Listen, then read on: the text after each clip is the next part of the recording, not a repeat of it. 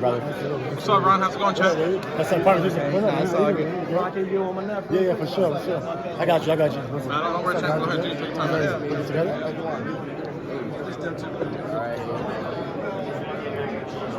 Let's go.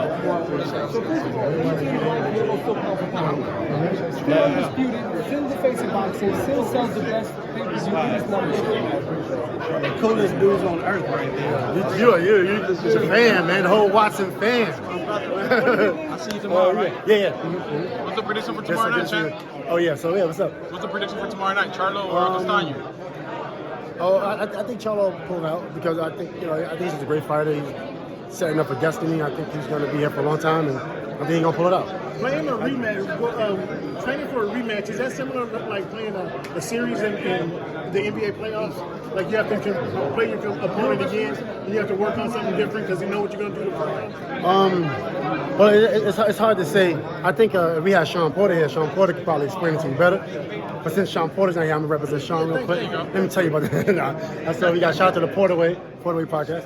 But I think I actually want to just say what's up to somebody before they leave. But but I think rematch, you learn, right? You learn, and I think when you saw what he did to Harrison last fight, it was amazing. And you watched the whole fight. I watched it maybe 15 times, and and you can see how he placed all his punches, and he was patient, even when he had Harrison kind of out. Hey, Boots. Nice to meet you. Hey, so how you doing? Nice to meet you. Thank you. Yes, Appreciate sir. it. Crawford would be a fighter. I know. That kid is incredible. So what was the question? Well, next question. What do you make of Canelo losing against Dimitri Bivol? Were you surprised? Oh yeah, Harrison. Sorry, we finished that one. Yeah, Harrison, right? But yeah, I was just saying, I think Harrison's a hell of a fighter, but I think he was a little bit too excited the first fight. He relaxed, he calmed down, and he started placing those punches, not wide, straight to the body, straight to the head, efficient hook. I mean, it looked good. It looked really good, man. And I think if he does that, he hits hard enough. I don't think he's gonna knock him out one punch, but I think over time it might be a little bit much. Yeah. And we got Devin Haney and Cambosis. Devin Haney and Cambosis coming up, man. What do you think about that one? I mean, I'm kind of looking forward to that fight. I'm actually looking forward to getting that fight over with because I feel like it should have been happening. You know what I'm saying? I feel like it should have been happening, and so I'm looking forward to that fight finally just happening already.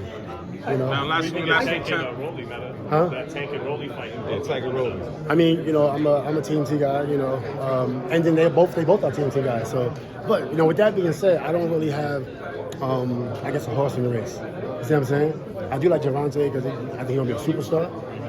Rolly, he wants to be a superstar. I mean, he hit hard. A lot of people they question his skills, but I think he's a really good fighter. So we'll see. He probably don't have all the skills Tank has, but he has other things. But Tank got skills and power, right? So, and defense. Why do you think Tank's connected? Why is he getting over as a star? He's fundamentally sound. I mean, Hank is from Baltimore. He rough. He's from the streets, but he's very, very smart. You can look at the outside, but when you see him in that ring, he's moving like a scientist in there. And I think that's what's getting him over. He got power, he got defense, he's quick, he listens, he's coachable. Why is he able to connect with the fans? Well, Mayweather probably was one of the big reasons because, Mayweather promotion, you get that engine behind you. You're going to pretty much connect with the fans. People of knockouts. But I'm saying Tank is really good. I think that combination is what really makes it work. I think Tank will be a star anyway, but I think when you add Mayweather and Tank together, is how you stop that. You follow the NBA playoffs? Yeah, I follow. Yeah. What's the official? Let me get the question first. I'll come back to you. I still have Canelo as pound for pound king. Where do you have him on your list? Canelo's definitely pound for pound king. Why? Because his defense, his offense, his willing to take risks. He moves forward, play defense. He's not backing up. He's going forward, and he's so technical and he's so disciplined, and he doesn't leave anything for chance. Even the jabs. Y'all watch the Canelo fight. Even when you're throwing a soft jab at him, he's guarding that one. You throw, and he's playing defense the whole time, which that's something I love. And him and Mayweather, I just love the way, I say play defense because I'm still referring to basketball, but I love the way they guard. I love the way they defend. And I think that's why he's pound for pound. I think he went up in weight twice, You know, and he lost this one. I didn't expect him to do that well against Kovalev, honestly. Kovalev was a beast. But once again, Canelo, he's not afraid to put his life on the line. What do you think he can do differently if the rematch takes place? If he what? If the rematch takes place, what do you think Canelo can do differently? I think honestly he don't do nothing differently. Maybe just maybe play a couple less rounds of golf. You know what I'm saying? Maybe just play a couple less rounds of golf and get in the gym. You know, but he looked good. I mean, the fight was a great fight. It ain't like he looked bad. He lost, but he didn't look bad. You know, he was catching him. I thought maybe he could try to figure out ways to get to the body a little bit more. You know, versus I think the arm strategy was great. You saw him bring his arms down. He was like really sore. So I thought that was great. If he can somehow time that up, you know, kind of switch it up, get to the body, get to the head a little bit, I think it'd be great. But I like Bivol too, man. Great guy. So if they do make the fight happen, man, Spence versus Crawford, man, how do you see that playing out? That's a tough one, man. I'm not gonna lie, man. That's a tough one because you know, Sean fought both of the guys, so I actually like to hear what Sean Porter has to say. But you know, I think it's a tough one because Crawford 4 years ago, we say he was on a path of greatness. Not saying Spence wasn't, but we say he was. And Spence is also on a path of greatness, but the majority of the public was going with Crawford versus Spence. And then now after the accident, be like, oh shit, what's gonna happen now with Spence? Well, Spence showed you that he's not gonna just lay down.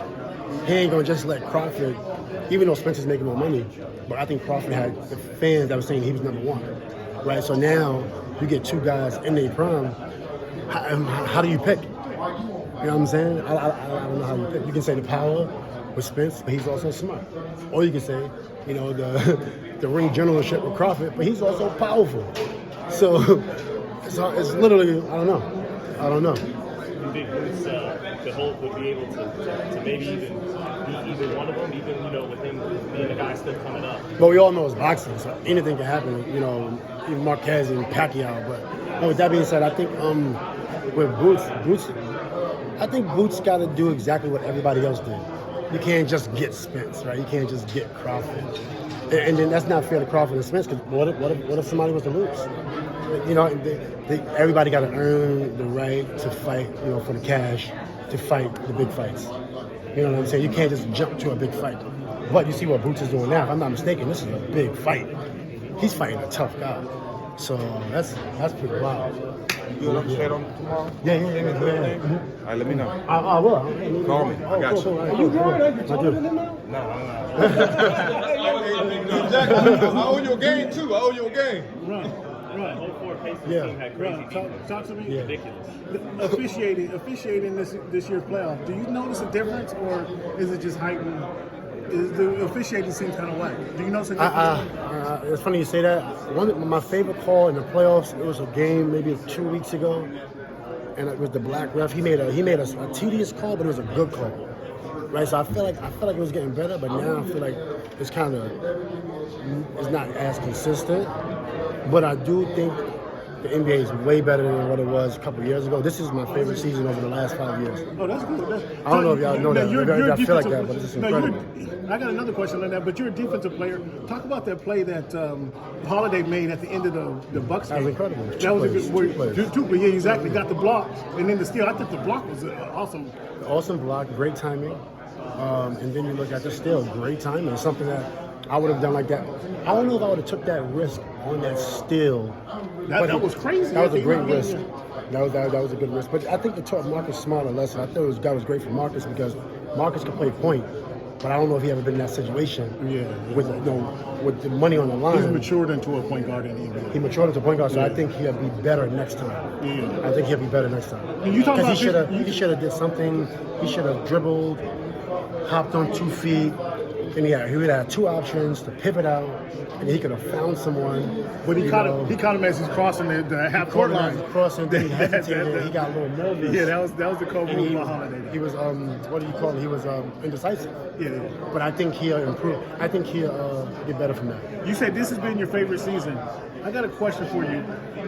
When Michael Jordan retired, now you were playing, right. but there was a kind of from a fan's perspective, there was a lull in the action. Do you expect that to be a lull in the action when LeBron retires? No, I think LeBron is leaving the NBA in good hands. Okay. When he leaves. Right. Whenever that be. That's why I'm not ready to crown him number one yet, because every year for the last 10 years, we've been saying LeBron is this, LeBron's great, number one, go. Every year for the last 10 years. So I'm just going to wait until he officially retires before he's crowned. And then count all the bags. I think he'll be, I understand, I think at the end of the day, he'll be like somewhere in that top four. Top four? Yeah, because Bill Russell was, I think Bill Russell's number one, is the greatest player to ever play the game, with 11 championships. Then you got Wilt. You got Wilt in the top 5? What do you mean? Wilt might be number 2 in my book. Putting up 50 and 20. Wilt's who can guard Wilt? Whoever did. A couple of people did amazing things. But the argument is he was playing against milk truck drivers. But now we're playing against, these 7-footers are playing against 6'6" centers. So it's small ball, right? So we can make that argument for Joel Embiid, or we can make that argument for Giannis, right? Is that you can play zone now, is that you can't touch. So now it's easier to get to the basket, so you can make that argument. What current player you think is most closest to your game? Hey, what's your? Oh, what's up, man? But you're not Dante. No, I'm not. Yeah, no. Cool. I know, I was like, Close to this guy's game? Yeah, Right now? I said, what player out there is close to your game? Close to your game.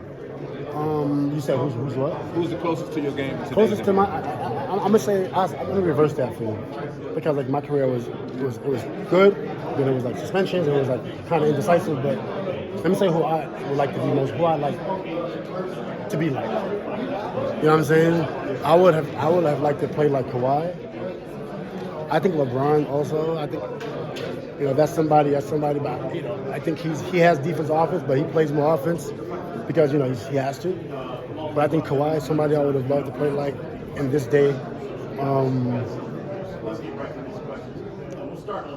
I like Jeremy Grant, but I like how he plays, how he improved certain aspects from him. But probably Kawhi is someone that, if I could do it over, I would probably want to play like that. When he asked you about the referees just now, I was scared you were going to mess around and get fined. That's why I was like, hold on. Yeah, I don't. There's the real deal. The refs have been kind of shaky in this playoffs, but